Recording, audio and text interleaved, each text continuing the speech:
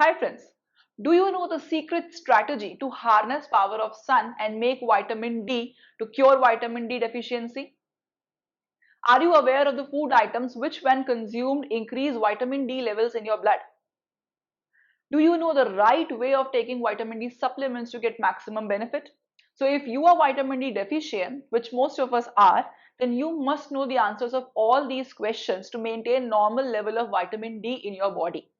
So in today's video, you will get answers of all these questions. Also, just to make things interesting and to understand whether you have understood everything or not, there's a small interesting quiz which I want you to answer in the comment box. So stay with us till the end of the video and you will never run low on vitamin D. Hello friends and welcome to your channel My Expert Doctor. I'm your health guide Dr. Shalini Singh Salunke. Together, let's try and explore the real meaning of health and how to achieve it. Vitamin D is essential for our body and it performs multiple important functions like strengthening your bones and joints, preventing heart attacks and sudden cardiac arrest, even cancer, improving mood, strengthening immunity, maintaining blood glucose level, etc., etc., etc.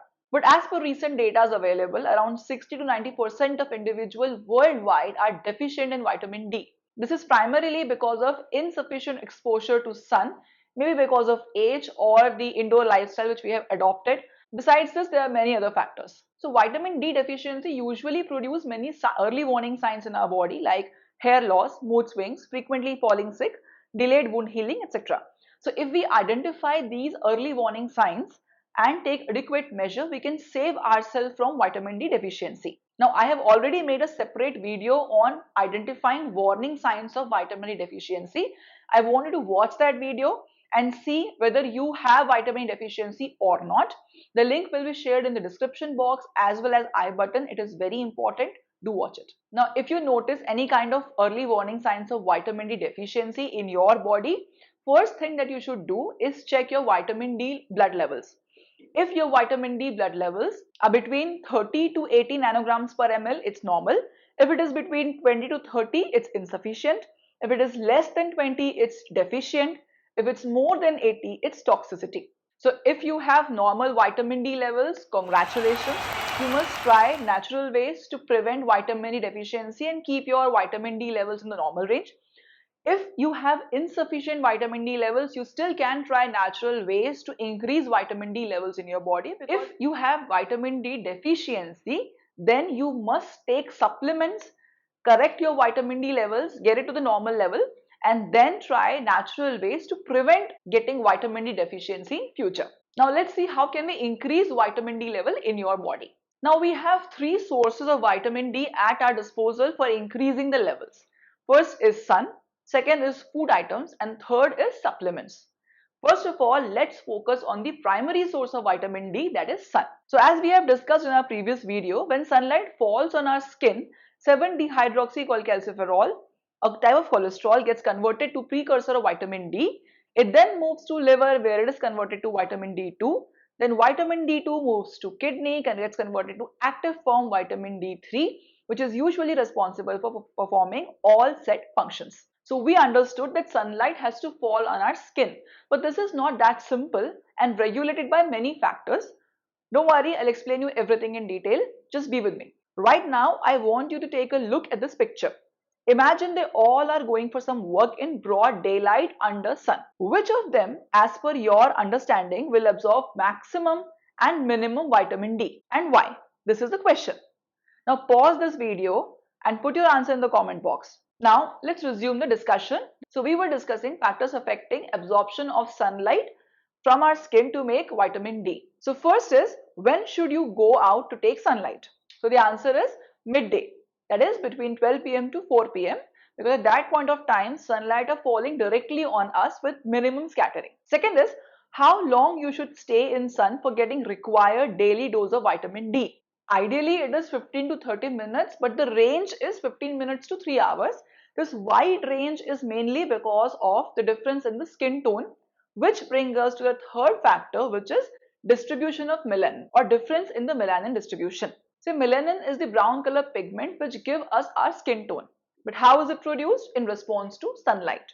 So when sunlight falls on our skin, in order to protect our body from its harmful radiations, our skin produces melanin. That means dark skinned people produce more melanin than light skinned people in response to same sunlight. That means dark skinned people have better protection against sun harmful radiation. But at the same time, they have higher risk of becoming vitamin D deficient, as melanin do not allow sunlight absorption through the skin. So melanin is indeed a double-edged sword for us. So now you have understood that if you are a light-skinned person, 15 to 30 minutes of exposure to sun is okay. But if you are dark-skinned, you have to increase your duration of exposure, maybe from 30 minutes to 3 hours, depending on your skin tone. Now moving on to the fourth factor, which is distance from equator. This is basic geography. If you stay near equator, the sunlight exposure is more throughout the year, each day.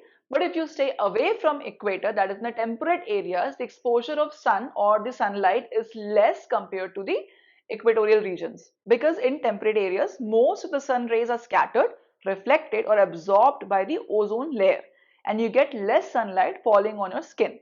Also in winters, there's almost no sunlight for about 3 to 5 months. So at that point of time, it is always better to be dependent on supplements for your vitamin D levels. So the fifth factor is area of exposure. Now most of us travel in broad daylight, either for work or for fun or for just for a walk. But still we get vitamin D deficiency. Why? Because of the clothes we wear. Yes, sunlight cannot penetrate clothes and fall on our skin. So most of the areas of our skin are unapproachable. So this brings us to the fifth rule, that is keep your arms, legs, bit of chest and abdomen uncovered with clothes while trying to get vitamin D from sunlight.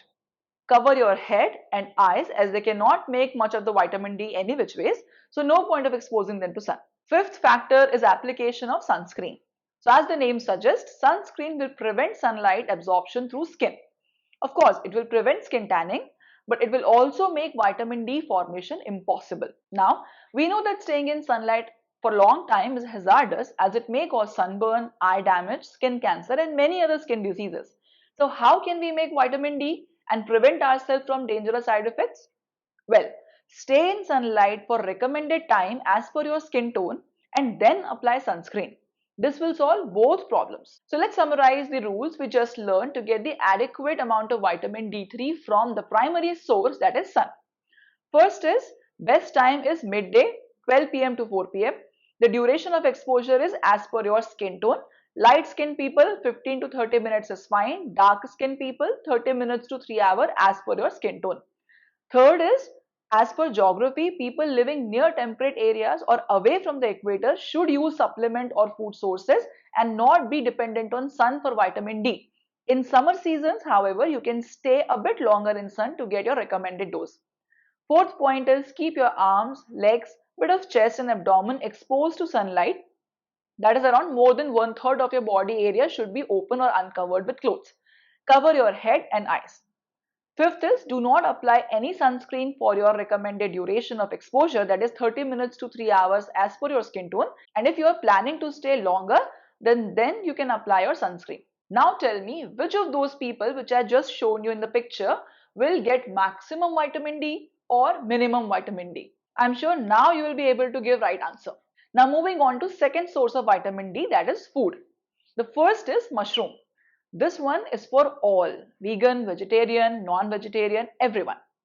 Just like human beings, mushrooms can also use sunlight and make vitamin D, but they can only make vitamin D2, that is a precursor of active vitamin, and not vitamin D3. So once you eat mushroom, that vitamin D2 will get converted into vitamin D3, then your body can use it. How much mushroom you should eat? Of course, different variety have different vitamin D content, but on an average, 100 gram of mushroom can give you around 400 to 600 international units of vitamin D2. But the catch is, you must be sure that mushrooms are grown in sunlight or ultraviolet B light. If you are not sure, then buy it, chop it and put it under the sunlight for 15 to 20 minutes with gills up and you are good to go. So, if you like mushroom, you could enjoy it even further. But if you don't like it, then think of it as a medicine and consume for the sake of vitamin D. Second is egg yolk. Yellow of an egg has some amount of or small amount of vitamin D3. Yolk of one large egg can give you somewhere around 40 international units of vitamin D3 if hen is exposed to sufficient daylight or UVB light. So 1 to 2 whole egg a day is also good if you are a vegetarian or a non-vegetarian person. Third is fish. Probably one of the best source of vitamin D3 among all food items. 100 grams of salmon, that is a fatty fish, gives around 600 to 900 international unit of vitamin D3. 100 grams of mackerel will give you 650 international units. 100 grams of herring will give you 300 international units. 100 grams of halibut gives you 200 international unit, and so on. So make sure you eat fish at least once or twice a week if you are non-vegetarian. Now the fourth is cod liver oil. 1 teaspoon of cod liver oil gives around 450 international units of vitamin D3. So clearly it is one of the excellent source of vitamin D3. But remember not to take it more than 1 teaspoon a day, as it also has high amount of vitamin A. More than 2 teaspoons can exceed daily recommended dose of vitamin A and cause vitamin A toxicity, which is life-threatening. So remember, just 1 teaspoon a day. Fifth is fortified food. In some countries, few food items are fortified with vitamin D3. For example, orange juice, cow milk, oats and cereals, soy milk, etc. So I have given you a list of food items. It is up to you. Choose as per your preference or availability. You can try taking them or consuming them and try them to naturally boost up your vitamin D3 levels along with sunlight. Now moving on to supplements. If you are deficient in vitamin D3, then it's better to take supplements first. Cover your vitamin D levels back to normal and then start using natural ways to prevent recurrence of vitamin D deficiency in future. Now, dose of vitamin D supplements and frequency must be prescribed by a doctor, as it depends on your age, daily activity, levels in blood, etc. So if you take higher dose, you may fall sick because of toxicity, which is very dangerous. So stick to doctor's prescription. Now, when should you take it? After breakfast or lunch with little milk or water, as it is fat soluble vitamin, hence must be consumed after food. Taking it in daytime rather than night is much preferred. Some medicines can affect vitamin D absorptions like bile acid sequestrant, cholestyramine or cholesterol, mineral oil, orlistat, etc. So if you are on any specific medication, tell your doctor about it, and in that case keep minimum difference of 2 hours between vitamin D and those medications. Don't forget to check your vitamin D levels after finishing your course. So this was all about how to use vitamin D supplements for getting maximum benefit. Now, personally, if you ask me, depending on natural sources is preferable, but in certain situations, using supplement is important. Now, let's have a look. What are those situations where supplementation is essential? First is, of course, when your vitamin D levels are below 20, don't play around, take supplements, cover your deficiency, and then choose natural ways. Second is, when you live in temperate areas where sunlight exposure is less, especially in winter season, don't hesitate, take supplement. Third is, if you have albino skin, that is condition when you can't make melanin, don't use sunlight for vitamin D. Take supplement, as in such cases, this much exposure of sunlight can be dangerous. Fourth is elderly and infants. Due to age, high chances that they won't get enough sunlight exposure and food rich in vitamin D. So for them, supplementation is better choice. Fifth is people with liver or kidney disease, as they cannot make usable vitamin D, that is vitamin D3. So they must take supplements. Rest all others can try natural ways. So I hope you have got the answer of the question which I asked in the beginning of this video. And now you will take care of your vitamin D levels. I have tried to explain everything in this video, but if there is something which you have missed or you are unable to understand, you can put that as a question in the comment box. I would love to answer that. Also, I want you to watch my video on warning signs of vitamin D deficiency, as it is very important to identify this problem in the early stage and then take essential steps to cover it. I've already shared the link of that video in I button as well as in the description box. So that's all for today. If you like today's video, like and share. Subscribe this channel if you haven't subscribed yet, so that you will never miss any healthy content from us. Also hit that bell icon. We'll see each other again in some interesting video. Till then, namaste.